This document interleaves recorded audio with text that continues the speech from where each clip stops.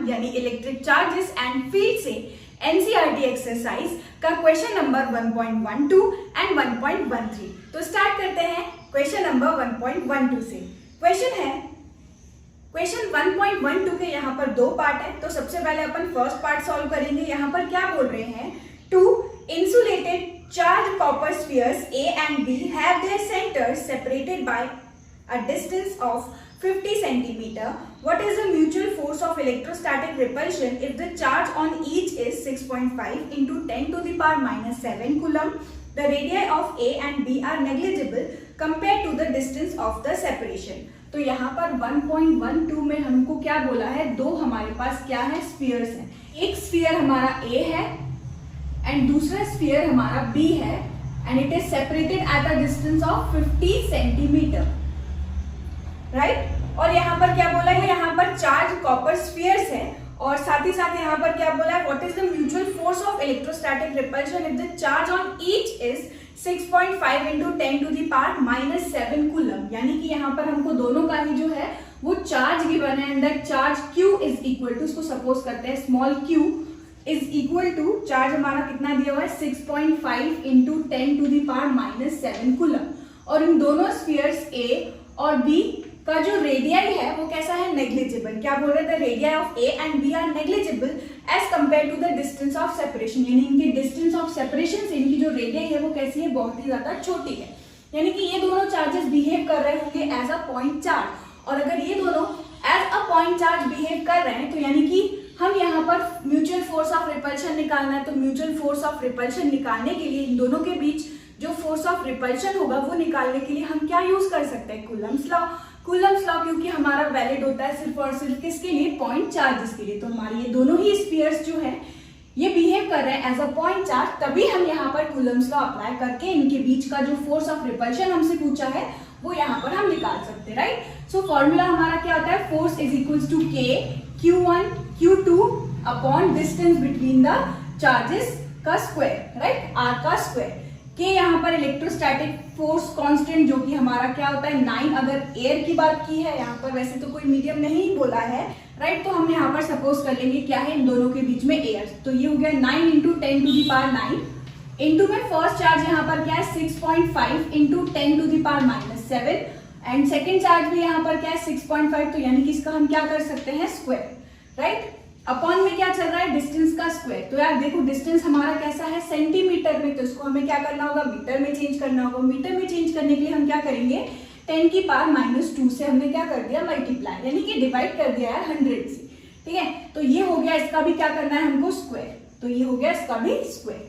अब बस इसको सॉल्व कर दीजिए। तो यहाँ से हमें क्या मिलने वाला है, देखो 9 into 10 to the power 9 into में 6.5 into 10 की पावर। अच्छा, अगर हम इसको सॉल्व कर ले तो क्या यहाँ पर हमारा हो जाएगा 0.5 का होल स्क्वायर, राइट। इसको सॉल्व करेंगे तो यहाँ से अपॉन 100 है ना यार, ये तो एक 0 से एक 0 कैंसिल एंड 5/10 बचेगा और 5/10 को हम क्या लिख सकते हैं, 0.5, है ना, 0.5 और उसका भी क्या है, स्क्वायर। तो इसको हम ऐसे लिख सकते हैं ना, होल अपॉन में 6.5 into 10 to the power minus 7 upon में यहाँ पर क्या बच रहा है 0.5, ठीक है, और उसका भी क्या है, होल स्क्वायर, राइट। तो यहाँ ये ऐसा क्यों किया, फटाफट सॉल्व हो जाएगा, पॉइंट से पॉइंट कैंसिल, यहाँ से कितना आ जाएगा 13। देखो 13 का स्क्वायर क्या होता है, हमें पता है 13 का स्क्वायर क्या होता है 169। तो यहाँ से 13 का स्क्वायर हमने लिखा है 169, 9 इंटू अब हमें करना है 169 इंटू में क्या चल रहा है 10 की power 9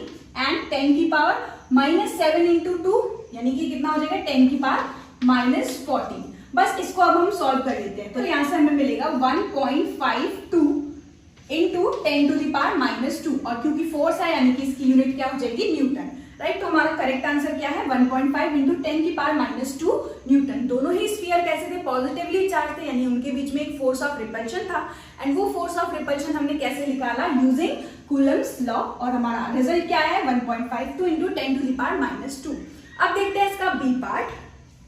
What is the force of repulsion if each sphere is charged double the above amount and the distance between them is half?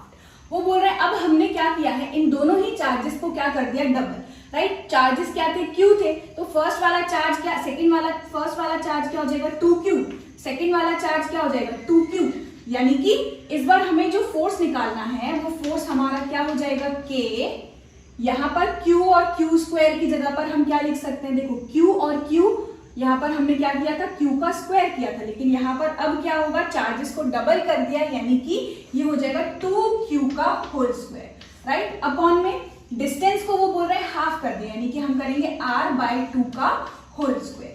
इसको सॉल्व करेंगे तो यहाँ से देखो क्या मिलने वाला है हमको, 2 का स्क्वायर किया तो कितना आया 4KQ स्क्वायर अपॉन यहाँ से R/2 का होल स्क्वायर करेंगे तो क्या मिलेगा R²/4, और वो 4 रेसिप्रोकल होके कहाँ पहुंच जाएगा, ऊपर, ठीक है। तो ये हो जाएगा 4KQ स्क्वायर इंटू 4 और अपॉन में क्या बच रहा है R का स्क्वायर, राइट। अब हम देख सकते हैं ये KQ square upon R square, ये तो हमारी पहली वाली टर्म ही आ गई KQ square upon R square, जो कि हमने सॉल्व करा और रिजल्ट कितना आया 1.52 इंटू 10⁻⁻²। तो अगर कुछ ऐसा आ रहा है जिसमें हम ऑलरेडी सॉल्व कर चुके हैं ऊपर और हमसे बोल दिया है कि चार्जेस को क्या करना है, डबल, डिस्टेंस को हाफ करना है, राइट, तो ऐसे क्वेश्चन में हम डायरेक्टली कुछ इस तरीके से इसको सॉल्व कर सकते हैं। अब देखो 4 इंटू 4 क्या है 16, तो बस हमें 16 का मल्टीप्लाई करना है किसमें, इस वाले में, तो ये हो जाएगा 1.52 इंटू 10⁻², राइट। और अब चाहो तो आप वैसे भी कर सकते हो, 6.5 इंटू 10⁻7 लेके इसको 2 से मल्टीप्लाई कर लो, क्यों, क्योंकि यहाँ पर बोला है चार्ज को हमने क्या कर दिया है, डबल। इसी तरीके से डिस्टेंस यहाँ पर कितना है 50 सेंटीमीटर, तो बोल रहे हैं उसको क्या कर दिया हमने हाफ, यानी कि वो कितना हो जाएगा 25 सेंटीमीटर। फिर आप फिर से कूलम्स लॉ लगा करके इसको पूरा सॉल्व कर सकते हो, लेकिन वहां पर आपका जो टाइम है वो ज्यादा यूटिलाइज होगा, ठीक है। तो आप क्या कर सकते हो, डायरेक्टली कुछ इस तरीके से क्या करना है, सिर्फ पुट करना है जो कि आपसे बोला गया है, वैसे आप करते जाओगे, चार्जेस का डबल कर दिया, डिस्टेंस का हाफ कर दिया, तो एज इट इज पहले वाली टर्म मिल जाएगी, उसकी जगह पर बस आपको फोर्स जो है वो पुट करना है, and that is 16 into 1.52 into 10⁻², right. इसको सॉल्व करेंगे तो यहां से हमें मिलने वाला है आंसर 0.243 न्यूटन, राइट। तो करेक्ट आंसर होगा हमारा बी वाले के लिए 0.243 न्यूटन, राइट। अब हम देखते हैं क्वेश्चन नंबर 1.13 जो कि इसी से रिलेटेड है। क्वेश्चन है, suppose the spheres A and B in exercise 1.12 have identical sizes। अब ये दोनों ही इनकी जो साइजेस है वो कैसी है, identical. A third sphere of the same size but uncharged is brought in contact with the first and then brought in contact with the second and finally removed from both. What is the new force of repulsion between A and B? देखो यहाँ पर distance जो है दोनों के बीच का वो अभी भी कितना है 50 सेंटीमीटर। ये दो स्फीयर थे A और B, ठीक है, इनके बीच का डिस्टेंस अभी भी कितना है 50 सेंटीमीटर। सपोज करते हैं इसके पास चार्ज Q, इसके पास भी चार्ज Q, ठीक है, ये हो गया A, ये हो गया B। अब हम क्या कर रहे हैं, थर्ड न्यूट्रल स्फीयर लेके आ रहे हैं और उसको टच करवा दिया हमने, किसको, C को, न्यूट्रल स्फीयर C को A से टच करवाया, क्योंकि ये आइडेंटिकल स्फीयर्स हैं। तो सबसे पहले क्या होगा, इनका इसको सॉल्व करने की ट्रिक क्या होती है, ये हमारा आइडेंटिकल स्फीयर्स हैं, ये अगर कांटेक्ट में है तो इनका हम क्या करेंगे, टोटल चार्ज निकालेंगे और फिर आधा आधा दोनों में बांट देंगे। तो इनका यहाँ पर हम क्या करेंगे, टोटल चार्ज निकालेंगे और हाफ हाफ दोनों में क्या कर देंगे, डिवाइड कर देंगे, राइट। तो यहाँ पर टोटल निकाला, सी वाले के पास, सी तो न्यूट्रल था, सी वाले के पास चार्ज हमारा कितना आया 0, तो टोटल चार्ज निकालेंगे तो हमारा क्या हो जाएगा, total charge Q between A and C, जो कि हमारा कितना हो जाएगा Q plus 0, right, total charge. लेकिन अब हमें क्या करना है, दोनों को आधा आधा बांटना है, तो टोटल चार्ज Q था तो इसका क्या कर देंगे, हाफ कर देंगे, यानी कि अब हमारे A वाले के पास भी चार्ज कितना आया Q/2 और C वाले के पास भी जो है वो चार्ज कितना आया Q/2। अब हम क्या कर रहे हैं, इस C वाले स्फीयर को टच करवा रहे हैं, किससे, B से। लेकिन अब जो C है वो न्यूट्रल नहीं है, उसके पास चार्ज 0 नहीं है, अब उसके पास चार्ज है जो कि कितना है Q/2। तो वही सेम प्रोसेस, सबसे पहले हम क्या कर लेंगे, चार्ज का सम कर लेंगे, C प्लस B, ठीक है, पहले चार्ज का सम करो और फिर उसको आधा आधा बांट दो।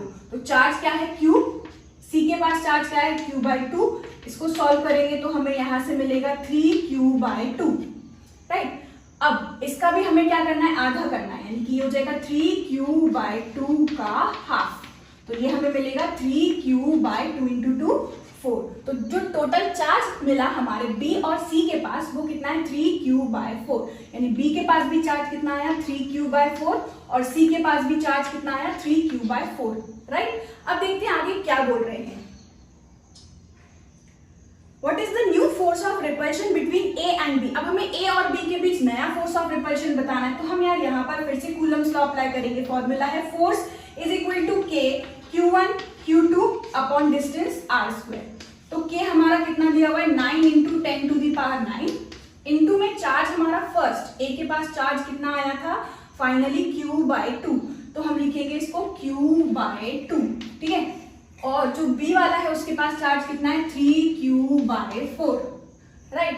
अपॉन में यहाँ पर डिस्टेंस का स्क्वायर, डिस्टेंस अभी भी कितना है 50 सेंटीमीटर, यानी कि इसको हम लिख सकते हैं 0.5 का होल स्क्वायर, राइट। मीटर में कन्वर्ट कर दिया हमने, बस इसको अब हम सॉल्व कर देंगे। यहाँ से देखो k Q² अपॉन ये जो है हमारा क्या है r², राइट। k ये पूरा k ये हो गया Q² एंड अपॉन में ये r² हमारा क्या हो गया पहले वाला टर्म जो कि हमने यहाँ निकाला।